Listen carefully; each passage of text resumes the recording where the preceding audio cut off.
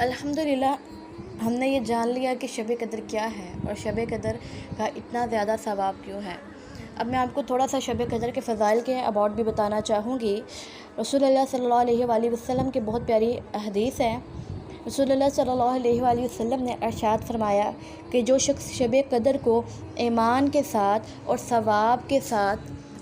کے یقین کے ساتھ عبادات میں گزارے گا تو اس کے پچھلے سارے گناہ معاف کر دیے جائیں گے۔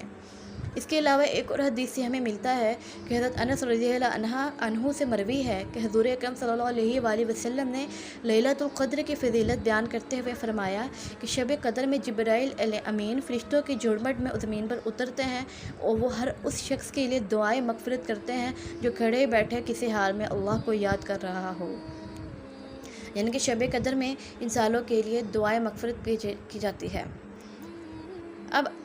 سوال یہ ہے کہ شب قدر کب آتی ہے، یہ شب قدر کی تعین کیا ہے، اس کے بارے میں بھی احادیث سے ہم دیکھ لیتے ہیں۔ حضرت عبادہ بن صامت رضی اللہ عنہ فرماتے ہیں کہ رسول اللہ صلی اللہ علیہ وآلہ وسلم ہمیں شب قدر کی خبر دینے کے لیے تشریف لا رہے تھے کہ دو مسلمان آپس میں کچھ جھگڑا کرنے لگے، تو آپ صلی اللہ علیہ وآلہ وسلم نے فرمایا میں تمہیں شب قدر بتانے کے لیے نکلا تھا، لیکن فلاں اور فلاں نے آپس میں جھگڑا کر لیا، تو اس وجہ سے میرے شب قدر کا علم میرے پاس سے اٹھا لیا گیا، اور امید یہی ہے کہ تمہارے حق میں یہی بہتر ہوگا، لہذا اب تم اسے رمضان کے 21ویں، 23ویں اور 25ویں رات میں تلاش کرو۔ یعنی کہ جو طاق راتیں ہوتی ہیں اس میں 27ویں اور 29ویں رات بھی آ جاتی ہے۔ اس مبارک حدیث سے ہمیں یہ پتہ چلا کہ آپس کا جھگڑا اس قدر برا عمل ہے کہ اس کی وجہ سے اللہ سبحانہ و تعالیٰ نے نبی اکرم صلی اللہ علیہ وآلہ وسلم کے قلب اطہر سے شب قدر کی تعین اٹھا لے، اگرچہ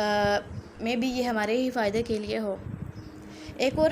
کچھ احادیث سے شب قدر کی متعلق تعین کے متعلق، یعنی کہ شب قدر کس دن ہے اس کے ریلیٹڈ یہ بھی احادیث ملتی ہیں کہ اکثر روایات میں ہے کہ ایک روایت میں 21ویں شب کا اشارہ ملتا ہے اور ایک دوسری روایت میں 25ویں، 27ویں اور 29ویں شب میں شب قدر تلاش کرنے کا حکم مذکور ہے۔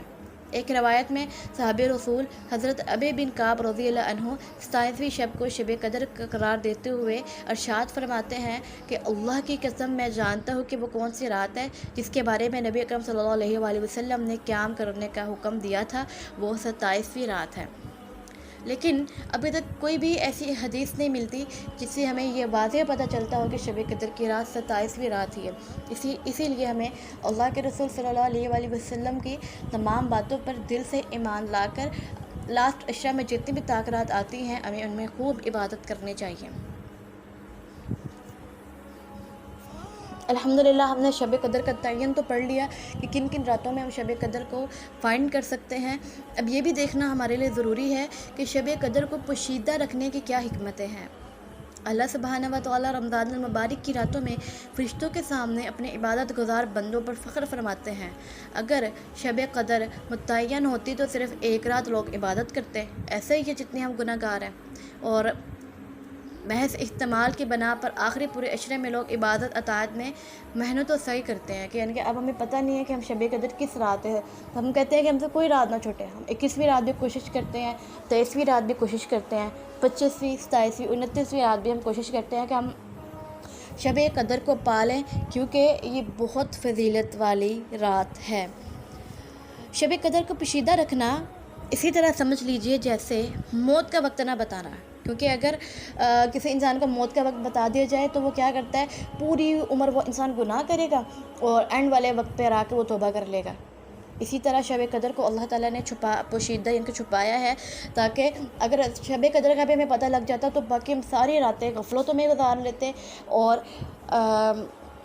جب شب قدر والی رات ہوتے ہم اس میں عبادت کر لیتے۔ پھر ایسے تو نہیں ہوتا نا، ہر کام کو کرنے کے پراپر ایک رولز ہوتے ہیں، اس کے مطابق کام ہوتا ہے۔ اسی طرح اب ہم سے شب قدر جو پوشیدہ رکھی گئی ہیں، ہم الحمدللہ